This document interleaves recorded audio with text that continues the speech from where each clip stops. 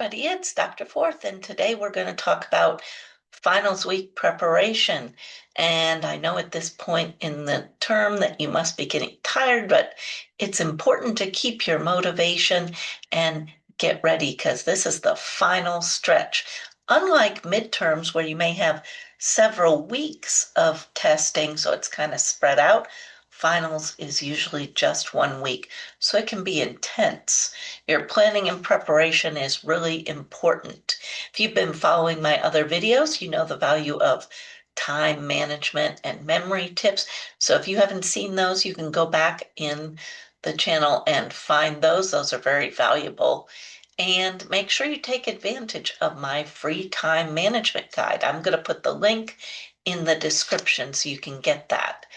In many cases, the final exam counts for more points than the other class materials. I know in my classes, particularly health science classes, the students may be cramming for the test and then kind of forget the material after they've taken the test. And we don't want that to happen because, of course, the classes build on each other, so you need to retain that information. You might find that the final for your class is also going to be cumulative, just like in my classes. If so, don't be distressed.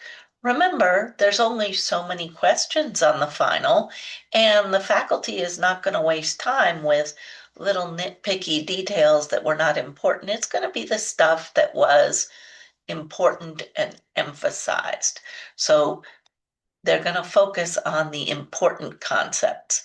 If I were preparing for finals, I would first study the most recent material that hasn't been tested as yet.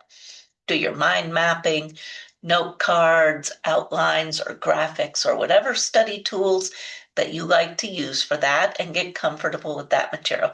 Then go back to the previous material, identifying key things. If professor has a favorite topic that they talk about a lot, that's probably going to be something that you get to see on the test. Those are the things that they think are important. What were some of the surprise topics on previous tests? Things from the reading, maybe, that weren't talked about in class but did get tested. Here is where you can actually make use of AI, and there's lots of different AI, so you pick whichever one's your favorite, and you can ask it to generate potential test questions. You can even tell it favorite topics or favorite kinds of questions that the instructor likes. I had a radiology instructor who loved multiples. In other words, pick all that apply. And he wrote some of them that they were brutal. But if you've prepared for it and you give yourself some sample questions, you're going to be ready. Make sure that you create your own study tools, focusing on those key topics that you've identified and any weaknesses that you noticed with your practice test questions. As always, study in bite-sized pieces. But what I mean by that is don't make a marathon 6-hour study session. First of all, because you're not going to be able to concentrate for that long. And so you're just kidding yourself that it's 6 hours of study. But maybe do max of 2 hours on a topic. And it's best if after the 2 hours is elapsed, rather than switching to another class, you maybe take at least a 10 or 15-minute break to go do something that has nothing to do with studying.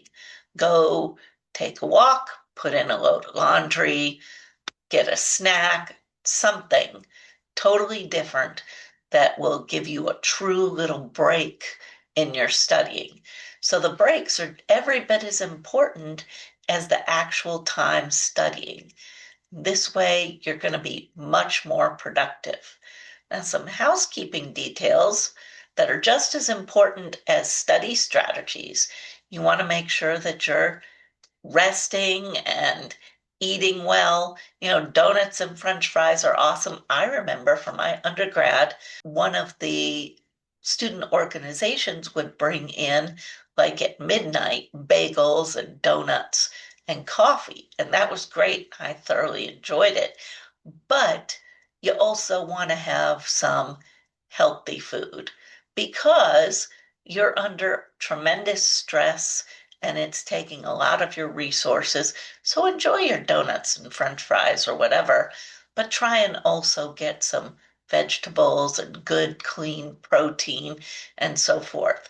Hydrate appropriately and hold off on any celebratory alcohol until after you've finished your exams and projects. So don't do that. Avoid stimulant caffeine pills. They sell them at like the gas stations and so forth. Lots of students like them. I don't know the particular brands that are available now. Doesn't matter. They're all generally the same.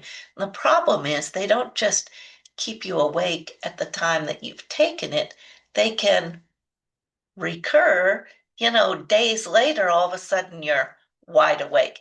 And they're dangerous. They have an extremely high amount of caffeine and sometimes other things that we don't even know what it is. So don't do that. You could find yourself unable to sleep when you need to sleep and sleeping through your alarm and missing critical tests. So don't do that. Don't pull all-nighters. I know that sounds crazy because sometimes you want to stay up and prepare for the test the next day. Make sure you get at least a couple hours sleep because what happens is during sleep is when your brain processes information and converts it from short-term recall into long-term memory storage.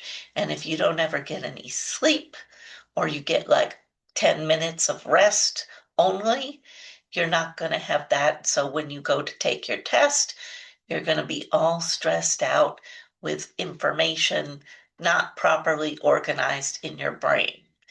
One of my college friends had an unfortunate situation with staying up all night and missing completely the alarm clock for a critical final exam. So don't be in that position. You really don't want to sleep through your alarm clock. Trust me on that. For online testing, make sure that your computer is fully charged and not expecting any updates. See, with those online test platforms, and there's multiple different ones, there's often a log that will keep track of how long you spent on the question. You don't want to minimize your screen or open another screen. Well, if an update all of a sudden pops up, it's going to make a log entry that you went to another screen. Or if you have yourself logged into your email in addition to the test, I would suggest that you shut down all of the apps except the testing app and all of your other screens. Do not minimize your screen. Do not open anything else and just go straight through the test. I actually have a video talking about using the special locking browser, and we all know and love that browser. There's a video specifically about that.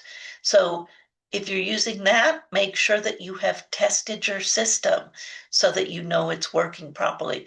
Most classes that have that, there's like a no points practice test that you can check your system. Make sure you do that before the actual time of the final because you don't want to be stressed out having to deal with that. If there's a window of several days where the final is available, don't wait until the last day to take it because everybody else is going to be doing that. And the server could get bogged down and you could have technical issues. You could have technical issues at any time.